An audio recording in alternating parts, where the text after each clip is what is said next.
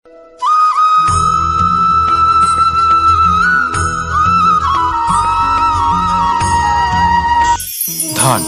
সম্পদ, ঐশ্বর্য। মানুষ হয় নিজের সৌভাগ্যের দ্বারা এগুলো লাভ করে থাকেন বা কর্মের দ্বারা। সৌভাগ্য আসলে কি? গ্রহের দশা, যা প্রত্যেক মুহূর্তে বদলাতে থাকে। কর্মের মাধ্যমে যখন আপনি ধন অর্জন করেন, তখন সেই ধন আপনার আগামী প্রজন্ম লাভ করে। সেটা হয় সে ভোগ করে বা তার জন্য তার ভোগান্তি হয়। আর এটা নির্ভর করছে আপনার কর্মের ওপরে। কি কর্ম করেছেন আপনি সেই ধনকে লাভ করার জন্য? যদি আপনি সৎ পথে চলেন, নিষ্ঠা ভরে আপনি কর্ম করে থাকেন এবং তার ফলে আপনি ধন অর্জন করে থাকেন, তাহলে আপনার আগামী প্রজন্ম সেটা ভোগ করবে, সেটা প্রয়োগ করবে নিজের বিকাশের জন্য।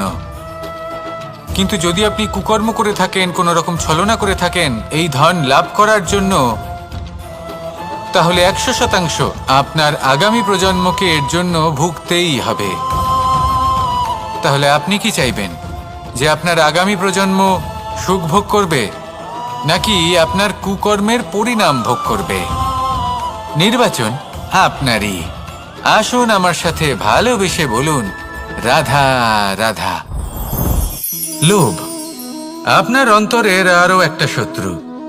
দেখতে গেলে এটা একটা শব্দ, একটা সংস্কৃত শব্দ। লব ধাতু থেকে উৎপন্ন হয়েছে। এর অর্থ কিছু লাভ করা। কিছু লাভ করা অনুচিত নয়, আরো কিছু লাভ করাও অনুচিত নয়, কিন্তু সব থেকে বেশি আমি লাভ করব। আমি আরো চাই, আরো বেশি চাই, আরো বেশি পেতে চাই। এটাই হলো লোভ। আর এই লোভ যখন গ্রাস করে, তখন আপনি যা পেতে চান, সে ধনই হোক বা মানই হোক, তা অর্জন করার জন্য মানুষ যে কোনো স্তরে পৌঁছে যেতে পারে। যদি মানুষ ধন অর্জন করতে চান, তাহলে তার জন্য তারা অধর্মের পথেও চলতে পারেন। যদি সম্মান অর্জন করতে চান, তাহলে অন্য মানুষকে ছোটও করতে পারেন।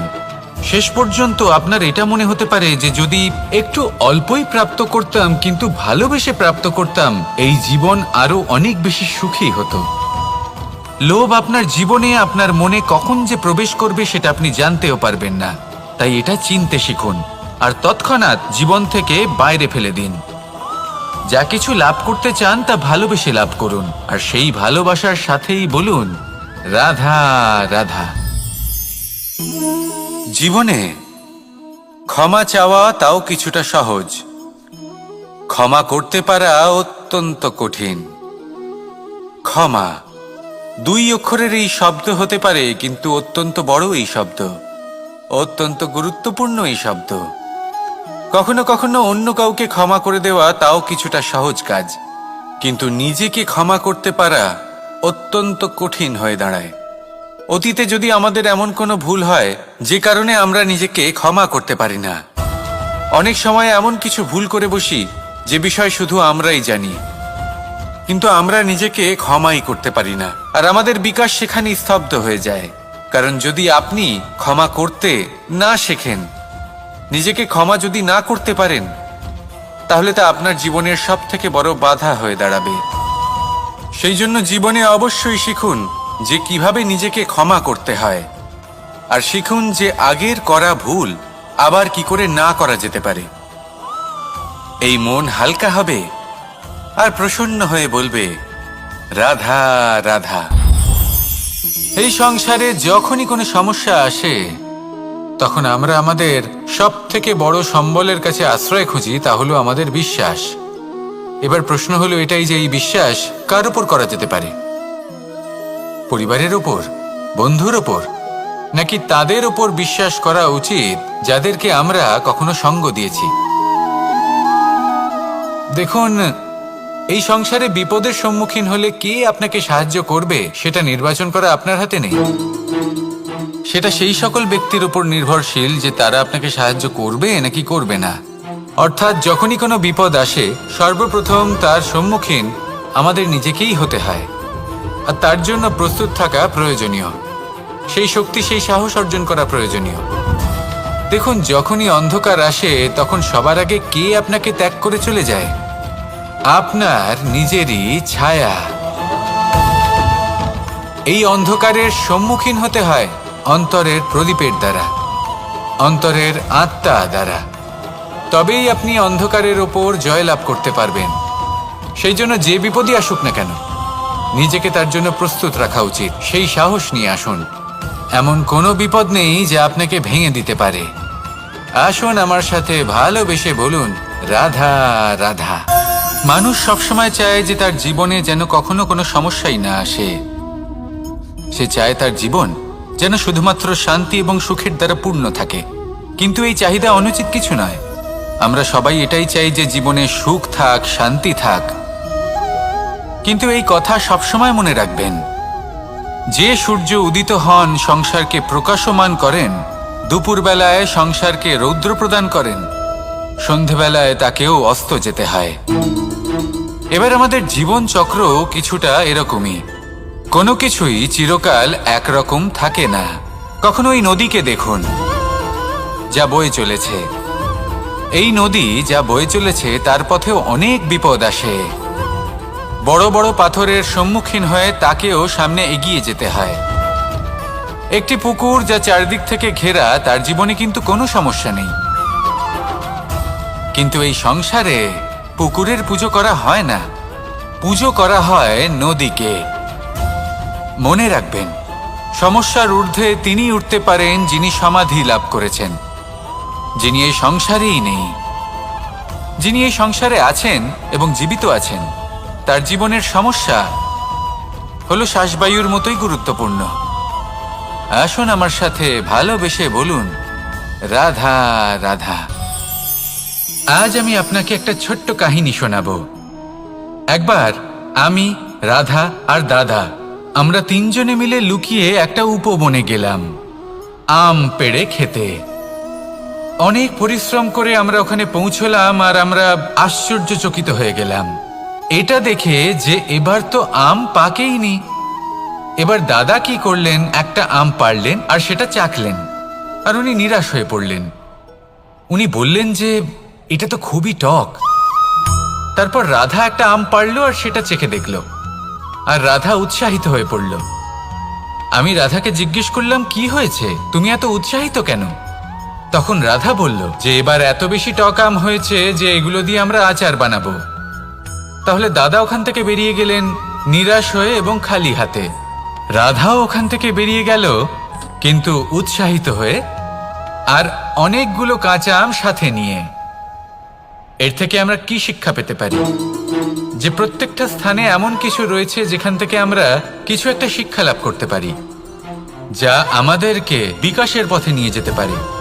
এই শিক্ষা প্রত্যেক স্থানে আছে। সবকিছু আমাদের দৃষ্টিভঙ্গির উপর নির্ভর করছে। যখনই আমাদের জীবনে, আমাদের সম্পর্কে কোনো সমস্যা, কোনো বিপদ আসে, তখন বেশিরভাগ মানুষ সেই বিষয় নিয়ে দুঃখী হয়ে পড়েন। আর কিছু মানুষ এমনও থাকেন যারা শেষ পর্যন্ত তার সমাধান করেন, বিপদকে পরাজিত করেন, সম্পর্কগুলিকে আবার জুড়ে দেন। যদি আপনি সুখের খোঁজ করেন তাহলে আপনি সুখ অবশ্যই পাবেন, প্রসন্নতা অবশ্যই পাবেন। যদি আপনি দুঃখ খোঁজেন তাহলে দুঃখ অবশ্যই পাবেন। এবার আপনি কি খুঁজতে চান, সেই চয়ন আপনারই। আসুন আর আমার সাথে ভালোবেসে বলুন, রাধা রাধা। কখনো কোনো প্রজাপতিকে উড়তে দেখেছেন? কি সুন্দর উড়ে বেড়ায় সে, এক ফুল থেকে অন্য ফুলে, এক পাতা থেকে অন্য পাতার ওপর। কিন্তু সে কিভাবে উড়তে শেখে কখনো ভেবেছেন? জন্ম থেকেই কিন্তু প্রজাপতির ডানা থাকে না। ও কিন্তু ছোট্ট একটা ডিমের আকারে জন্ম লাভ করে। তারপর সেই ডিমটি ভেঙে একটি কীট বাইরে আসে। আস্তে আস্তে সে বড় হয়, ওর শক্তি বৃদ্ধি পায়।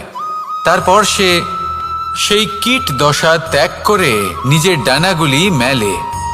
এই প্রক্রিয়া তার কাছে সরল নয়, অত্যন্ত যন্ত্রণাদায়ক প্রক্রিয়া, কিন্তু সে সেই যন্ত্রণা মেনে নেয়। আর তারপর আস্তে আস্তে সে উড়তে শেখে। শুধুমাত্র আকাশে উড়ে বেড়ায় তা নয়, আমাদের মনের মাঝে উড়ে বেড়ায়।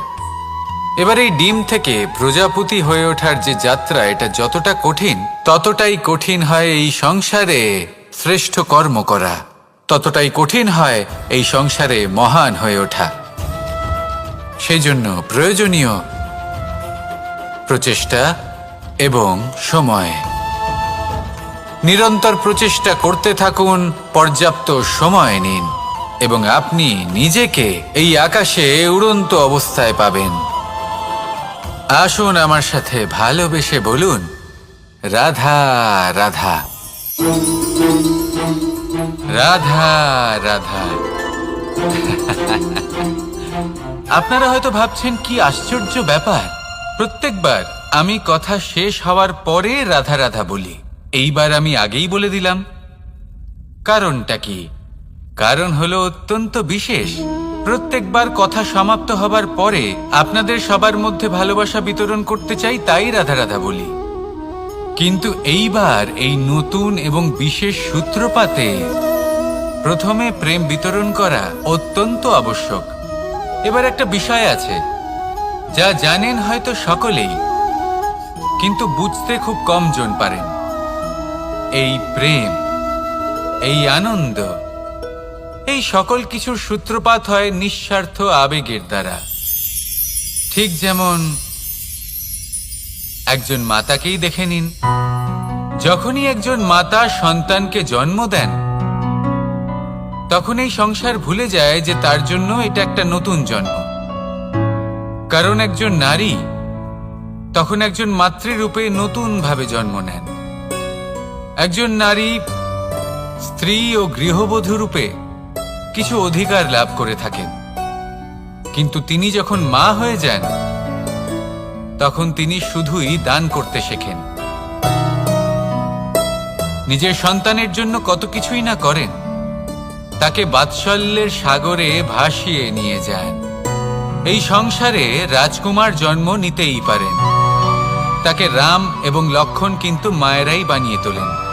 একজন গোয়ালা জন্ম নেয়, তাকে দ্বারকাধীশ একজন মাই বানিয়ে তোলেন।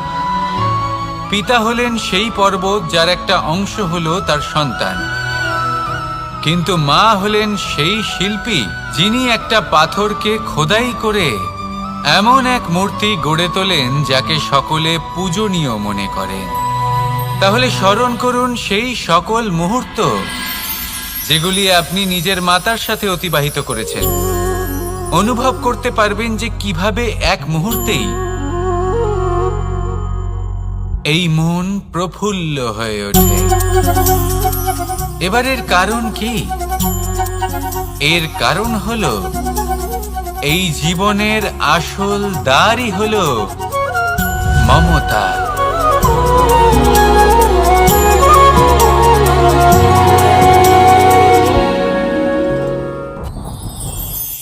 যত শক্তিশালী এই মন, তত শক্তিশালী এই শরীরও।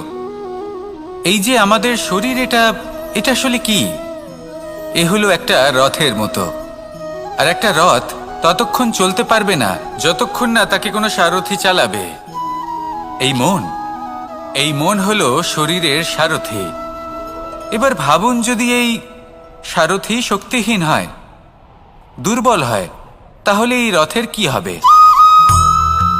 এটা উচিত পথে চলতে পারবে না, উচিত গতিতে চলতে পারবে না, মন মতো স্থানে এটা পৌঁছতেও পারবে না। সেই জন্য মনের শক্তি অত্যন্ত প্রয়োজনীয়। এবার মনের শক্তি আমরা কোথা থেকে লাভ করি? দৃঢ়তার শক্তি থেকে। এবার এই শক্তি আমরা কিভাবে বাড়াতে পারি? আমরা প্রতিদিন কিছু নতুন স্থির করি, কিছু ছোট কিছু বড়। আর যেই আমরা নতুন কিছু পূর্ণ করি, আমাদের মনের শক্তি বেড়ে যায়। আর যদি পূর্ণ না করতে পারি, মনের শক্তি কমে যায়। একটা দেওয়ালের মতো ছোট ছোট ছোট ছোট শিলা আমরা একটার পর একটা স্থাপন করে একটা দেওয়াল তৈরি করি। এতগুলো পাথর যখন একত্রিত হয়ে যায়, তখন এমন এক দেওয়াল তৈরি হয় যাকে ভাঙা প্রায় অসম্ভব হয়ে দাঁড়ায়। সেরকমই হয় মন এবং দৃঢ়তা। ছোট ছোট কাজ করে নিজের লক্ষ্য পূর্ণ করুন। এই লক্ষ্য যদি পূর্ণ হয়, তবে মনের শক্তি বাড়বে। কিছুটা এইভাবে যে যত বড়ই বিপদ আসুক না কেন, সেই বিপদ নিজে হার মেনে নেবে, কিন্তু আপনার মন ততটাই শক্তিশালী থাকবে। তাই মনের শক্তি বাড়াতে থাকুন, যাতে আপনি উচিত পথে চলতে পারেন, উচিত গতিতে চলেন আর মনোবাঞ্ছিত স্থানে পৌঁছতে পারেন। তবেই এই মন প্রসন্ন হয়ে বলবে, রাধা রাধা। আমি রাধাকে ভালোবাসি, আর এই কথাটা সমগ্র সংসার জানে। আর সময় অন্তরে লীলার দ্বারা, বিভিন্ন ঘটনা দ্বারা, কর্মের দ্বারা আমি নিজের এই ভালোবাসা রাধার সামনে প্রকাশ করি। এবার আপনি বলবেন, এসবের কি প্রয়োজন? রাধা কি এই কথা জানে না যে কৃষ্ণ তাকে কতটা ভালোবাসে? অবশ্যই জানে, কিন্তু এই যে ভালোবাসা, তা মনে রেখে দেওয়ার জন্য নয়, তা প্রকাশ করার জন্য। আর বারংবার এই ভালোবাসাকে প্রকাশ করা উচিত, উচিত সময় এবং উচিত সুযোগ দেখে। কিরকম? এবার যদি আপনি প্রেমীর সাথে কোনো উৎসবে থাকেন, তাহলে তার সাথে নৃত্য সঙ্গীত করুন। যদি ভিড়ের মাঝে থাকেন, তখন প্রেমীকে সম্মান করুন, একান্তে প্রসাধন করুন।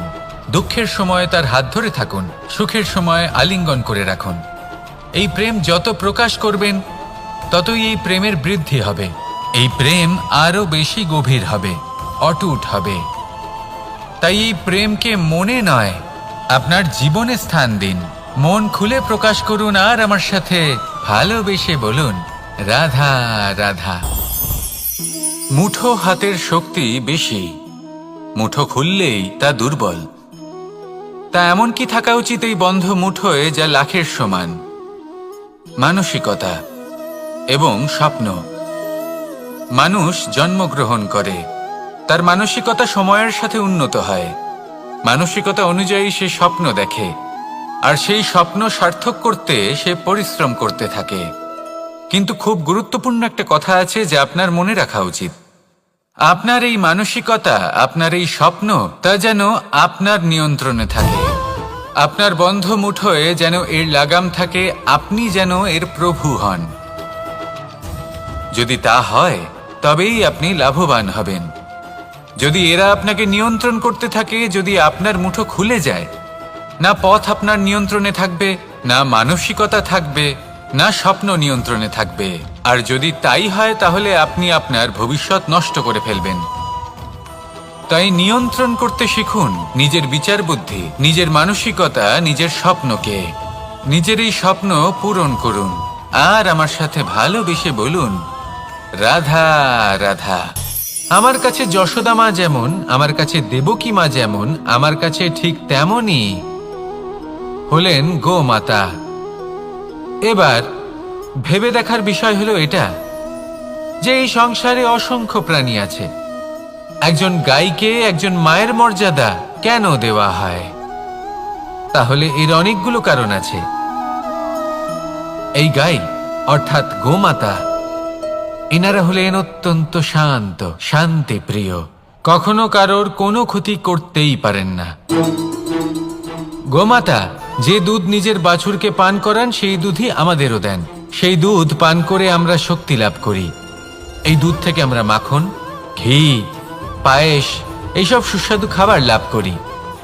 গোমাতার গোবর আমাদের জ্বালানি হিসেবে সাহায্য করে, যার ফলে খুব কম সংখ্যক কাঠ ব্যবহার করা যায় এবং বেশিরভাগ জঙ্গল সুরক্ষিত থাকে। গোমাতার গোমূত্র, সেটাও আমাদের কাছে লাভজনক। এর দ্বারা আমরা অনেক রোগ থেকে মুক্তি লাভ করতে পারি। গোমাতা যখন একটি বাছুরকে জন্ম দেন, তখন সেই বড় হয়ে আমাদের ক্ষেত কর্ষণ করে। সেই জন্য গাইকেও জীবনে মায়ের মর্যাদা দেবেন। যতটা সম্ভব তাকে সেবা করুন এবং ভালোবেসে তাকে পালন করুন। এই মন নিজে থেকেই প্রসন্ন হয়ে বলবে, রাধা রাধা। চলতে থাকা, থেমে যাওয়া, বিশ্রাম নেওয়া, তারপর দম নিয়ে পুনরায় দাঁড়িয়ে পড়া, আর তারপর আবার সেই পথ চলা। এটা জীবনের অভিন্ন এক অঙ্গ, এটার থেকে আপনি পালাতে পারবেন না। কিন্তু এই অঙ্গকে আপনি নিজের জীবনে কিভাবে প্রয়োগ করবেন, কিভাবে তাকে কাজে লাগাবেন, সেই সিদ্ধান্ত আপনাকে নিতে হবে। যারা হেরে যান তারাও জীবনে থমকে যান, আবার যারা জেতেন তারাও দাঁড়িয়ে পড়েন। যারা হেরে যান তারা হাঁপিয়ে দাঁড়িয়ে পড়েন, যারা জিতে যান তারা দাঁড়িয়ে পড়েন সেই সর্বোচ্চ স্তরে পৌঁছে গিয়ে। এবার দাঁড়াতে তো আপনাকে হবেই, তা হতেই হবে। কিন্তু কখন কিভাবে দাঁড়াবেন, ক্লান্ত হয়ে নাকি সর্বোচ্চ স্তরে পৌঁছে গিয়ে, সেই সিদ্ধান্ত আপনার। অবশ্যই দাঁড়িয়ে পড়ুন, কিন্তু ক্লান্ত হয়ে নয়, কারণ আপনাকে পুনরায় দাঁড়িয়ে পড়তে হবে, পুনরায় যাত্রাপথে এগোতে হবে এবং সর্বোচ্চ স্তরে পৌঁছতেই হবে। রাধা রাধা। স্বপ্ন, আমরা জীবনে স্বপ্ন দেখতে থাকি, সেটা পূরণ করার পূর্ণ প্রয়াস করে থাকি, কিন্তু এই স্বপ্ন পূরণ না হওয়ার পরিস্থিতিতে আমরা ভেঙে পড়ি, ছিন্ন বিচ্ছিন্ন হই। আর তারপরই বোঝা আমরা আগামী প্রজন্মের ওপর রীতিমতো চাপিয়ে দিই। আমরা এটাই মনে করি যে আমরা যেটা হতে পারিনি সেটা আমাদের সন্তান অবশ্যই হবে। আমরা যা কখনো পাইনি আমাদের সন্তান অবশ্যই তা পাবে। এটা যে অনুচিত সেটা আমরা ভাবি না, কিন্তু এটা ভুল, আর এই ভুল আমরা সকলেই করে থাকি। সন্তান প্রকৃতি আর পরমাত্মার আশীর্বাদ। ওদের ভেতরে তাদের নিজের একটা অস্তিত্ব লুকিয়ে থাকে, সেটা মন দিয়ে দেখুন তো। আপনি শুধু ওই সন্তানকে জন্ম দিয়েছেন, কিন্তু ওর জীবন আপনার নয়। তাই নিজের সন্তানের সাথে থাকুন, সময় কাটান, ওদেরকে ভালোবাসুন, সবসময় প্রেরণা দিন, কিন্তু প্রেরণা দিন ওর নিজের অস্তিত্বকে বাড়ানোর জন্য, ওর নিজের স্বপ্ন পূরণ করার জন্য, আপনার স্বপ্ন পূরণ করার জন্য নয়। ওদের অস্তিত্বকে পূর্ণাঙ্গে বৃদ্ধি পেতে দিন। রাধা রাধা। এই পুকুর দেখছেন আপনি? পুকুরের জল কখনো প্রবাহিত হয় না, একই স্থানে জমে থাকে, আর সেই কারণে কিছুদিন পর ময়লা হতে শুরু করে। কিন্তু তাও আমরা একে ত্যাগ করি না, আমরা তবুও একে পুজো করি। শুধুমাত্র এই কারণে নয় যে অতীতে সে আমাদের তৃষ্ণা মিটিয়েছে, কিন্তু এই কারণেও যে যদিও বা সে ভবিষ্যতে আমাদের তৃষ্ণা না মেটায়, কিন্তু প্রয়োজন হলে আগুন অবশ্যই নেভাতে পারে। ঠিক সেই রকমই হয় আমাদের সম্পর্ক, সম্পর্ক যা আমরা বহু বছর পরিশ্রম করে তৈরি করি, যে দরকার পড়লে আমাদের সহায়ক হয় কোনো না কোনোভাবে। সেই জন্য সম্মান করতে শিখুন এই সম্পর্কগুলিকে, শিখুন এই সম্পর্কগুলিকে অটুট রাখতে। কথায় কথায় এই সম্পর্কগুলিকে ভেঙে দিতে শিখবেন না। রাধা রাধা। বিষ, এই শব্দটা শুনলেই মনে অনেক কল্পনা জন্ম নেয়। কল্পনা অসহ্যকর তিক্ততা, কল্পনা অত্যন্ত বেদনাদায়ক মৃত্যু। এবার যদি আপনাকে জিজ্ঞেস করা হয় যে সবচেয়ে বিষাক্ত বিষ কোনটা, তাহলে আপনি কি বলবেন? কেউ বলবে সর্পের বিষ, কেউ বলবে কাঁকড়া বিছের, কেউ বলবে কালকিউটের বিষ। কিন্তু না, এই সমস্ত রকম বিষ সেই বিষের সামনে টিকতে পারবে না যাকে আমরা বলে থাকি কানের মধ্যে ঢালা বিষ। শুনতে অত্যন্ত মিষ্টি, কিন্তু তিক্ততায় অত্যন্ত বিষাক্ত। পেটের মধ্যে যাওয়া এই বিষ শুধুমাত্র একটি মানুষের মৃত্যুর কারণ হয়, কেবল একটি। কিন্তু কানের মধ্যে ঢালা এই বিষ একাধিক সম্পর্কের নাশ করতে পারে। আর এটাতে সেই ব্যক্তির ভুল নেই যে আপনার কানে বিষ ভরেছে, আপনি তাকে দোষ দিতে পারেন না। এখানে দোষ আপনার নিজের, যে এই বিষকে আপনি নিজের উপরে প্রভাব ফেলতে দিয়েছেন, এই বিষকে সুযোগ দিয়েছেন আপনার ক্ষতি করতে। এটা আপনার ভুল। সেই জন্য কুমন্ত্রণায় কখনো কান দেবেন না। আপনার মনে ভালোবাসার দৃঢ়তা জাগিয়ে তুলুন আর নষ্ট করে দিন এই সংসারের সমস্ত বিষের প্রভাবকে। রাধা রাধা। জীবন আমাদের এই জীবন সুখ আর দুঃখ, এই দুইয়ের মিশ্রণ। এদের সংমিশ্রণই জীবনের ভারসাম্য বজায় রাখে। এখন এই সুখ এমন এক বস্তু যাকে সবাই খুঁজে চলেছে। দুঃখ এমন এক অনুভূতি যা সবার কাছে আছে। আমাদের প্রত্যেকের জীবনে সুখ আর দুঃখ আসতে থাকবে আর যেতেও থাকবে। এটা অবশ্যই জীবনে থাকবে, কিন্তু সফলতা এটা সবার জীবনে আসে না। কেন?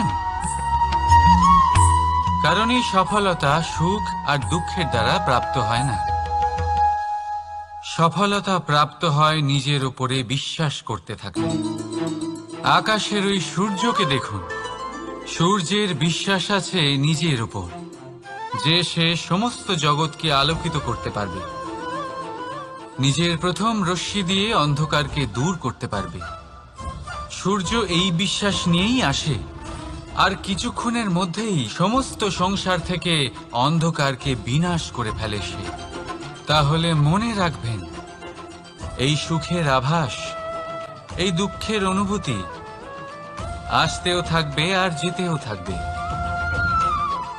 শুধু নিজের উপরে বিশ্বাস রাখুন, তারপর দেখবেন এই সফলতা আপনার দাস হয়ে থাকবে।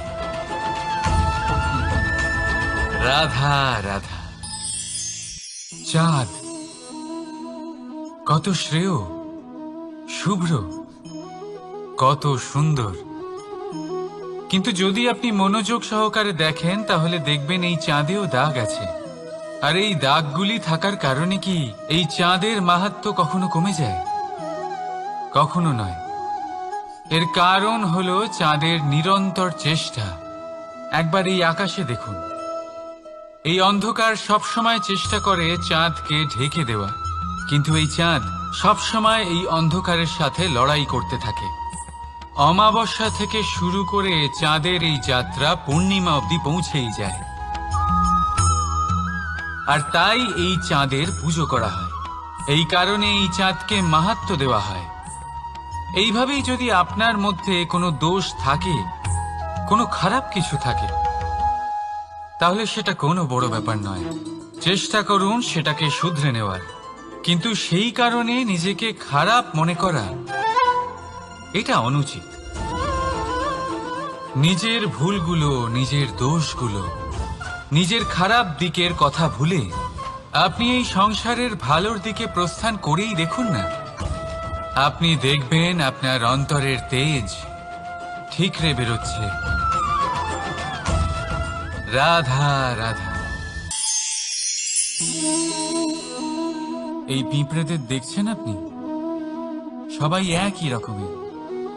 এদের মধ্যে তফাৎ খুঁজে বার করা অসম্ভব। মনে হয় যেন ওদের আলাদা আলাদা অস্তিত্বই নেই।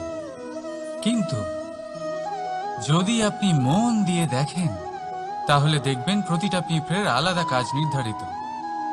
তাদের আলাদা অস্তিত্ব আছে।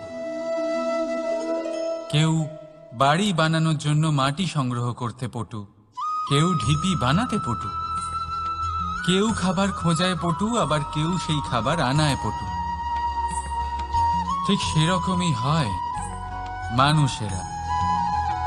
মনে হতেই পারে সবাই একই রকম, কিন্তু প্রতিটা মানুষের ব্যক্তিত্ব, প্রতিটা মানুষের অস্তিত্ব ভিন্ন হয়। আর সত্যি কথা বলতে কি, প্রতিটা মানুষের ভিন্নতাই আমাদের প্রগতির দিকে নিয়ে যায়। ভাবুন, যদি আপনাকে কারোর সাথে হাত মিলিয়ে চলতে হয়, তাহলে আপনাকে আপনার সোজা হাত তার উল্টো হাতে ধরে এগোতে হবে। এটাই সৃষ্টিকর্তার সৃষ্টির নিয়ম। ভিন্নতা, এই ভিন্নতাকে আশীর্বাদ ভেবে চলুন। এতে কোনো খারাপ নেই। রাধা রাধা। দাদা আমাকে বহুবার জিজ্ঞেস করেন যে কানাই, তুমি রাধার সাথে এই সংসারকে প্রেম শেখাতে এসেছো, তাহলে কেন তুমি রাধাকে এত বিরক্ত করো? কেন ও তোমাকে বিরক্ত করে? কেন এই ঝগড়াঝাটি হয়? কেন এই টানাপোড়েন চলে? এবার এটার উত্তর আমি কিছুটা এইভাবে দিতে চাই। পিঁপড়ে সেই বাড়িতেই প্রবেশ করে যেখানে মধু উপস্থিত আছে। যদি আপনার বাড়িতে মধু থাকে, কোনো মিষ্টি জিনিস থাকে, মিষ্টত্ব থাকে, তাহলে পিঁপড়ে সেখানে অবশ্যই প্রবেশ করবে। ঠিক এই রকমই হয় আমাদের সম্পর্ক। এর মধ্যে ছোটখাটো ঝগড়াঝাটি, টানাপোড়েন, রাগ করা, মন ভাঙানো, এই সব তো চলতেই থাকে। বিশেষ করে সেই সম্পর্কগুলিতে যেখানে মিষ্টত্ব আছে। মনে রাখবেন, যেই সম্পর্কে কোনো খুনসুটি নেই, রাগ করা, মান ভাঙানো নেই, কোনো ছোটখাটো ঝগড়াঝাটি নেই, সেই সম্পর্ক শুধুমাত্র মস্তিষ্ক দিয়ে পালন করা হচ্ছে, মন থেকে নয়। তাই মন থেকে ভালোবাসতে শিখুন। আর এই ছোটখাটো ঝগড়াঝাটির, এই অম্ল মধুর খুনসুটির আনন্দ উপভোগ করুন, কারণ এতেও ভালোবাসা আছে। রাধা রাধা। এই পুস্তক বড়ই কাজের জিনিস। কাহিনী হোক, কবিতা হোক, স্মৃতি হোক, এতে যাই লিখে দেবেন তা ভবিষ্যতের পুঁজি হয়ে যাবে। কিন্তু যদি কখনো এমন হয় যে এই পুস্তক ময়লা হয়ে যায়, বা যদি কোনো পাতায় আপনি ভুল করে কালি ফেলে দেন, বা কোনো বাক্য লিখতে গিয়ে আপনি ভুল করে ফেলেন, তাহলে আপনি কি করেন? সেই পুস্তক কি আপনি তুলে ফেলে দেন? না, তাই তো। শুধু একটা পাতা ছিঁড়ে ফেলেন, যাতে সেই পুস্তক সঠিক থাকে, সুন্দর হয়ে ওঠে। এই পুস্তকের মতোই হয় আমাদের সম্পর্ক। তার সেই এক পাতা, একটা ভুল। তাই যে কোনো সম্পর্কে যদি কারোর কোনো ভুল হয়ে গিয়ে থাকে, তাহলে সেই ভুলকে সম্পর্ক থেকে দূরে করা সঠিক হবে। সেই ভুলকে ভুলে যাওয়াই সঠিক হবে। সেই সম্পর্ক ভাঙা নয়, সেই সম্পর্ক সামলে রাখুন। কারণ ভুল তো সবার দ্বারা হয়। যদি এরকম করেন, তবেই জীবনরূপী পুস্তক আরো সুন্দর হয়ে উঠবে। একে অপরকে ক্ষমা করতে শিখুন। একে অপরের ভুলকে ভুলে যেতে শিখুন। তারপর দেখবেন এই জীবনে আরো আনন্দ আসবে, আর এই সম্পর্ক নিঃশ্বাস নিতে থাকবে। রাধা রাধা।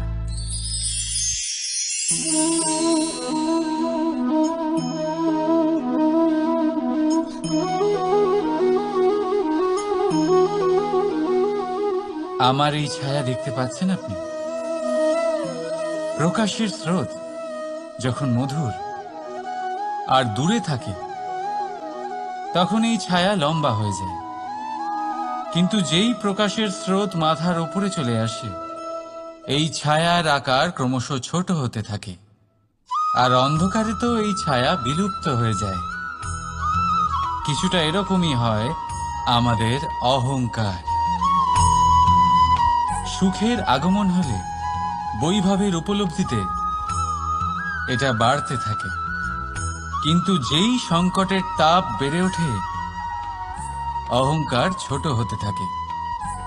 আর যখন সংকটের এই অন্ধকার আমাদের চারিদিক থেকে ঘিরে ধরে, তখন এই অহংকার আমাদের ছায়ার মতোই বিলুপ্ত হয়ে যায়। তাই সেই কারণে আপনার জীবনে সংকটের আগমন আপনার অহংকার নষ্ট করেই দেবে, কিন্তু তার জন্য সংকটের অপেক্ষা কেন করবেন? এই অহংকারকে বাড়তেই দেবেন না, উৎপন্ন হতেই দেবেন না। বিবেকের সুতো দিয়ে বেঁধে রাখবেন একে। দেখুন, আমি শ্রেষ্ঠ, এটা বিশ্বাস করতে কোনো আপত্তি নেই। কিন্তু শুধুমাত্র আমি শ্রেষ্ঠ, আর কেউ নয়, এই আত্মসম্মান নয়, এ হলো অহংকার। আর অহংকার আর কিছুই নয়, শুধু পতনের দিকে প্রথম পদক্ষেপ। আর এই জীবনে পতনের দিকে নয়, প্রেমের দিকে এগিয়ে যান। আর আমার সাথে ভালোবেসে বলুন, রাধা রাধা। আপনি কি কখনো ফলে ফুলে পরিপূর্ণ বৃক্ষ দেখেছেন? তার ডালগুলো কিরকম স্বাধীনভাবে বেড়ে ওঠে, কিন্তু যদি এই ডালগুলো মূলের সাথে ঠিকভাবে যুক্ত না থাকে, সেই বৃক্ষের মূলগুলি গভীর না হয়, তাহলে কি হবে? তাহলে কি সে সেই সব সুবিধা পাবে? কখনোই নয়। সেই বৃক্ষের ডাল পড়ে যাবে, সেই বৃক্ষ ভূমিষ্ঠ হয়ে যাবে। ঠিক সেইভাবেই চিন্তাভাবনার স্বাধীনতার আনন্দ আপনি তখনই আস্বাদন করবেন যখন আপনার শিক্ষা গভীর হবে। তাই স্বাধীন থাকুন দৃষ্টিভঙ্গিতে, কিন্তু যুক্ত থাকুন শিক্ষার সাথে। রাধা রাধা। সমাজ, আমরা এই সমাজে বাস করি আর বহুবার একটা গুরুত্বপূর্ণ কথা ভুলে যাই। এই সমাজ আমরা সকলে মিলে তৈরি করি। সমস্ত সময় কাটিয়ে দিই এইটা ভাবতে ভাবতে যে এই সমাজ কি ভাববে, আমার কি করা উচিত, আমার কি ভাবা উচিত, কি পড়া উচিত, কোনটা সঠিক কোনটা ভুল। যদি আমি এটা করি তাহলে কয়েকজনের এটা মনে হবে না তো যে আমি খারাপ, যখন আমি তা নই। মনে ভয় উৎপন্ন হয় সেই কয়েকজন মানুষের জন্য। তার কারণ হলো আমরা আমাদের মনের কথা শুনতে পাই না, না শুনতে পারি, না বলতে পারি, আর না করতে পারি। সেই কয়েকজন মানুষের ভয় আমরা খারাপের বিরোধিতা করা ছেড়ে দিই। কিন্তু কখনো নিজেকে জিজ্ঞেস করুন, শেষ পর্যন্ত কারা এই কয়েকজন মানুষ? এই সংসারে প্রতিটি মানুষেরই নিজের আলাদা আলাদা ব্যক্তিত্ব আছে, আলাদা দৃষ্টিভঙ্গি আছে। তাই যদি আপনি এটা ভাবেন যে আপনি সবাইকে খুশি করতে পারবেন, তাহলে আপনি ভীষণ বড় ভুল করছেন। জীবনে কর্ম তাই করুন যাতে আপনার অন্তরাত্মা সন্তুষ্ট হয়। আর অন্তরাত্মা সন্তুষ্ট তখনই হবে যখন আপনার কর্ম শুভ হবে। তাই নিজের মনের কথা শুনে এই সংসারে শুভ কর্ম করতে থাকুন, তবেই এই সংসারের কর্মে আপনি সার্থক হবেন। রাধা রাধা। এই পাতাকে দেখুন, কত কোমল, কত শীর্ণ। যদি এর উপরে একটুও জোর খাটান, বেঁকে যাবে। পাতা তো এরকমই হয়, একটু জোর খাটালেই তা বেঁকে যায় এদের নমনীয়তার জন্য। কিন্তু ওদের এই নমনীয়তার জন্য ঝড়ে বিপর্যয়ে ওরা ভেঙে পড়ার থেকে বেঁচে যায়। যদি এদের বদলে কোনো দৃঢ় বৃক্ষ হয়, তখন হাওয়ার তীব্র গতি সে সহ্য করতে পারে না, তার সম্মুখীন হতে পারে না, ভেঙে পড়ে যায় সে। ঠিক সেই রকমই হয় আমাদের সম্পর্ক। যদি এর মধ্যে সেই নমনীয়তা না থাকে, অহংকারের দৃঢ়তা থাকে, সেই সম্পর্ক নষ্ট হয়ে যায়। তাই আনুন এই নমনীয়তা আপনার সম্পর্কে, যাতে কাল যদি কোনো সমস্যা এসে দাঁড়ায়, এই সম্পর্ক যেন না ভেঙে যায়। একবার ওই আকাশের দিকে তাকান, সূর্য চন্দ্রকে দেখে নত হয়ে যায়। আর আমরা তো সাধারণ মানুষ, তাই সম্পর্ক নিচু করবেন না, সম্পর্কের সামনে নত হতে শিখুন। রাধা রাধা। প্রেম, আমরা সকলে প্রেম করি, প্রেম পাওয়ার চেষ্টা করতে থাকি। আর এমনও অনেক মানুষ আছেন যারা প্রেম অর্জন করেও ফেলেন, কিন্তু সেখান থেকে শুরু হয় এক নতুন অধ্যায়ের। আচমকা দুই প্রেমীর কিছু অনুচিত বলে মনে হতে থাকে। আচমকা দুজনে নিজেদের অস্তিত্ব নিয়ে বিচলিত হতে থাকেন। এবার এমন হলে কি করা যেতে পারে? দেখুন, এই হলো হলুদ,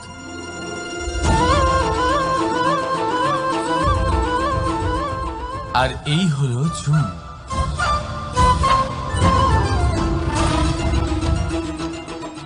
এবার এটাকে দেখুন, যখন চুন আর হলুদকে একসাথে মিলিয়ে দেওয়া হলো, তখন ওরা নিজেদের রং ত্যাগ করে দিয়ে একটা নতুন রং তৈরি করল। প্রেমের রঙও কিছুটা এইভাবে অর্জন করা হয়। এখানে কোনো আমি থাকে না, শুধু আমরা হয়, শুধু একাত্ম হয়। সেই জন্য ত্যাগ করুন নিজের অস্তিত্বকে, আর মনের উত্তেজনাকে আলিঙ্গন করুন। তারপর দেখুন আপনার